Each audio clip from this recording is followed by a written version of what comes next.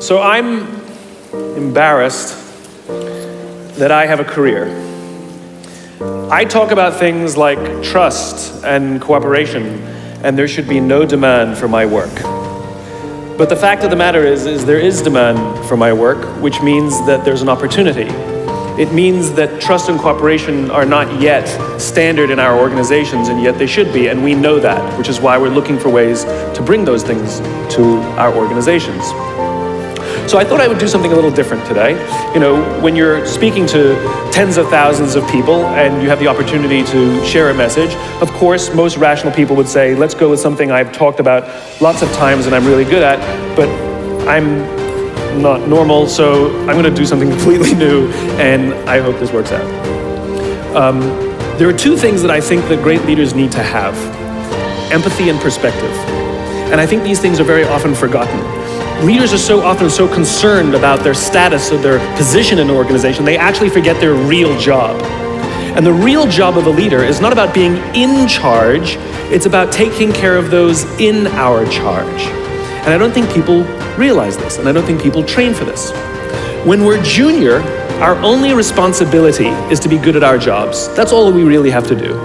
And some people actually go get advanced educations so that they can be really good at their jobs, accountants or whatever, right? And you show up and you work hard, and the company will give us tons and tons of training how to do our jobs. They'll show us how to use the software. They'll send us away for a few days to get trained in whatever it is that we're doing for the company. And then they expect us to go be good at our jobs. And that's what we do. We work very hard. And if you're good at your job, they'll promote you. And at some point, you'll get promoted to a position where we're now responsible for the people who do the job we used to do, but nobody shows us how to do that. And that's why we get managers and not leaders. Because the reason our managers are micromanaging us is because they actually do know how to do the job better than us. That's what got them promoted. Really what we have to do is go through a transition. Some people make it quickly, some people make it slowly, and unfortunately some people will never make that transition at all. Which is we have to go through this transition of being responsible for the job and then turning into somebody who's now responsible for the people who are responsible for the job. You have to practice who you want to be. You know, you don't wake up one morning and you're suddenly who you think you want to be. You have to put some energy into it. So if you want to be an honest person, you have to be an honest person every day, even starting at 3 and 4 and 5, right? If you're going to be a hard worker doesn't just appear. You have to practice hard work.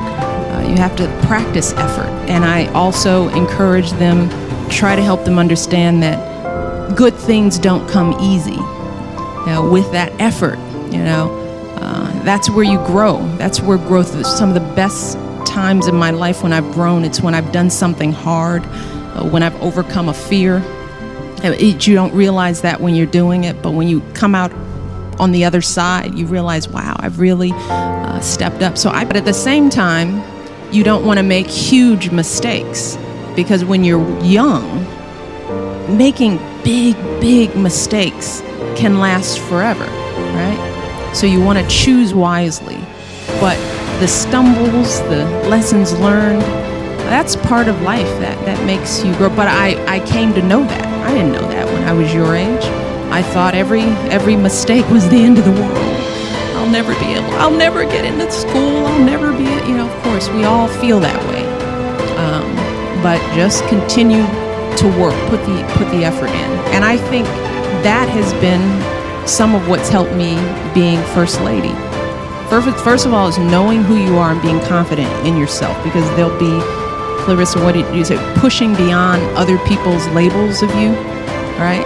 That's a big part. That's what we do to each other all the time. We don't even know each other, and we already determine from one glance, meeting, one line, one word, one phrase, this is who you are. So you have to know who you are before that. and you live that reality, and you keep living it out no matter what. And if you're have good character and good intentions, that ultimately shines through. But in the end, it's hard work. And I like to work hard, and I like to do good things. And you practice that now. And believe it or not, I didn't know it. It prepared me to be the First Lady of the United States. I didn't know. I guess I'm doing okay. But you know what? Every day we just get up and keep doing what we think is the right thing.